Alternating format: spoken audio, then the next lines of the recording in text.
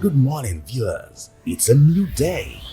Welcome to today's devotion with the Daily Fountain, the devotional guide of the Church of Nigeria Anglican Communion.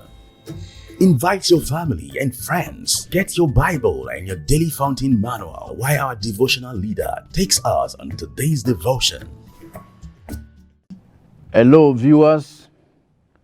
I joyfully welcome you again today, being the Lord's Day, Sunday, July 11th, 2021.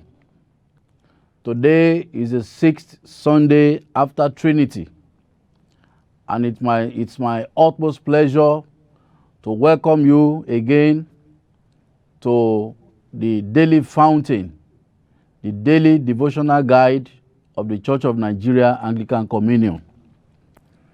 As we begin a new week this day, I pray for you that the Lord will go before you. He will make straight all the crooked places before you.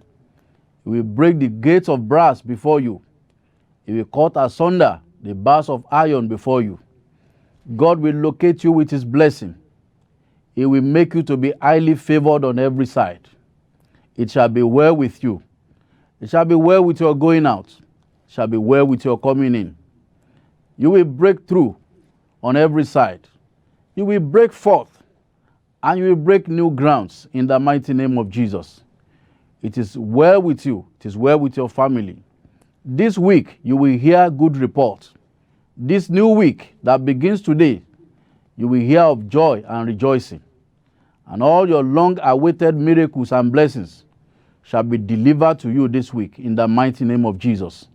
Ahead of you is a miraculous week. It's a week of blessing, a week of favor, a week of greatness, and so shall it be in the mighty name of Jesus Christ. Amen. The topic for our meditation today is the summary of the law. The summary of the law. We shall be taking the text from the Gospel according to St. Mark, chapter 12, verses 28 to 34. Mark chapter 12, verses 28 to 34. It reads thus: And one of the scribes came, and having heard them reasoning together, and perceiving that he had answered them well, asked him, Which is the first commandment of all? And Jesus answered him, The first of all the commandments is, Hear, O Israel, the Lord our God is one Lord. And thou shalt love the Lord thy God with all your heart, and with all thy soul, and with all thy mind, and with all thy strength. This is the first commandment. And the second is like, namely this, Thou shalt love thy neighbor as thyself. There is no other commandment greater than this. And the scribe said unto him, Well, master, thou hast said the truth, for there is one God, and there is none other but he. And to love him with all the heart, and with all the understanding, and with all the soul, and with all the strength, and to love his neighbor as himself, is more than the whole burnt offerings and sacrifices. And when Jesus saw he answered discreetly, he said unto him, Thou art not far from the kingdom of God. And no man after that does ask him any question. This is the word of the Lord. Thanks be to God. In today's passage, a scribe came, testing Jesus like others had done. And he asked him, Which is the first commandment of all? Brethren, you see, Jesus passed through a lot of experience when he operated his earthly ministry. A lot of people came to test him. And why? Because he demonstrated a kind of wisdom, because he himself is the fountain of all wisdom. He demonstrated wisdom that could not be fathomed. He taught people in the synagogue, in the temple, not like the scribes. The scribes here at that time in the temple, in the synagogues, were people who were like rulers of the temple, of the synagogue. They taught people the laws of Moses. They guided people. They were seen as leaders, as religious leaders, the scribes at that time. And while Jesus was operating his earthly ministry, they could not handle him. It was somehow too much for their reasoning. It's like he came out of the blues. His teachings were far-reaching. His teachings were precise. His teachings were anointed. His teachings brought life, not just the letters. Now, talking about the law of Moses, the law of Moses, as given to the children of Israel, an eye for an eye, for an example, a tooth for a tooth. If anybody slaps you, you slap your own back. If anybody mistakenly do anything against you, you are permitted to to retaliate and all that. But when Jesus came, he changed all this outlook. He changed the interpretation. He changed the way we are to follow the law. And so he gave us a new template, a new divine prescription given by the Lord Jesus Christ. While he was teaching, one of the scribes came to him and asked him, which is the greatest of the law, of the commandments? And Jesus summarized the law into two. One, love the Lord your God with all your heart and mind and strength. The first observance, the first way to adhere to the word of God and to do the will of God is to love our God. Brethren, as we go through this meditation, do you love God? Do you check into your heart whether actually you love God? If you love God, you won't go late to church. If you love God, you won't stop serving him. If you love God, you won't stop giving to the projects of God. If you love God, you won't stop praying for our leaders in the church, leaders in the nation. If you love God, you won't engage in anything that is to violate the laws of God. If you truly love God. If you love God, you won't hesitate to give him your all. If you love God, you will give of your substance.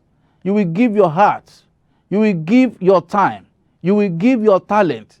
If you love God, you will give everything about you to serve him and to obey him. And number two, Jesus says, love your neighbor as yourself. This is very, very important, very, very instructive.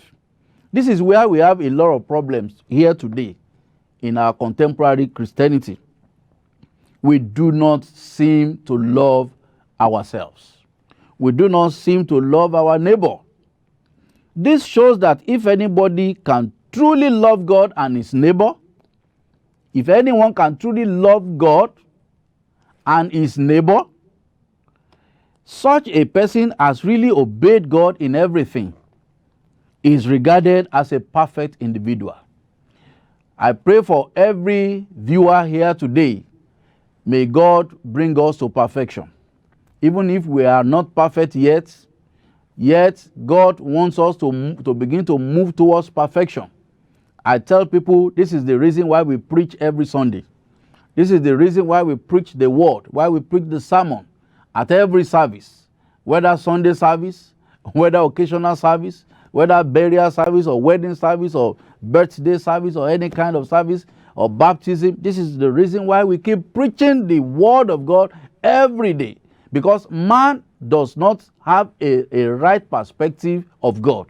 Man's ways is not yet perfect and right with God. And as long as we keep preaching the word of God, God brings us unto perfection gradually and gradually until we meet Christ in the air. And I pray that experience None of us shall miss it in the name of Jesus Christ. As we continue, if you truly love God, whom you cannot see, then you will love your neighbors whom you can see, regardless of their faults. Leave every man with their faults. The man that you can see, you need to authenticate the love of God in his life and for him. We don't see God, but if you claim that you love God that you cannot see, then we ought to also love man that we see.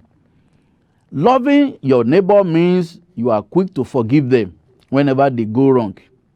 You're always kind and good to them, just as God himself is always showing you mercy, even when you do not deserve it.